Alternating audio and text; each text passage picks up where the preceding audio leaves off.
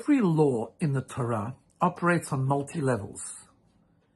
There's the practical application, which is its original intention, but also it operates on a deeper mystical level where there's a lesson to be learned in a spiritual way. So this week's Torah portion tells us how we know which animals are kosher. And there are two signs of a kosher animal. One is that it chews the cud, which means it regurgitates its food and it eats it again, so to speak. And the second is it has split hooves, which the Talmud tells us, meaning that the hooves has to be completely split, so that's split into two compartments.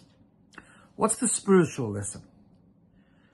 So the mystics tell us that the lesson is how to be a kosher person, how to be a person of value, of meaning, of purpose. And the answer is two things. Number one, chewing the cud, which is a sign of reflection and review. We don't just rush to decisions and come to conclusions and never revisit them. But in every situation, we regurgitate, we review, we reflect. Are we doing the right thing? Is this what we're supposed to be doing? We use our human intellect to make moral decisions and to go slowly and to look at each thing in proper detail. The second is split hoofs. The mystics explain that a person has a personality, but if we remain rigid and locked into that particular personality, we will never grow.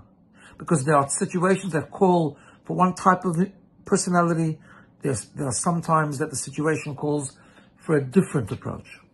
And therefore, to be kosher, we have to have split hooves, which represent different sides of a possible personality, different emotional responses. Sometimes we have to be very compassionate and kind, but sometimes we have to be firm and strict, known in Kabbalah as chesed and gevurah. So if we only one, if it's a solid hoof, we're not kosher.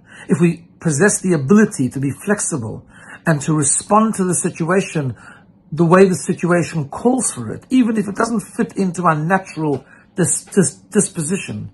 In other words, we're able to do right or left. We have split hooves, then we're a kosher animals. Those are the two things to reflect on. Do we review and reflect? And can we be flexible in our emotional response depending on the moral calling? Have a wonderful day.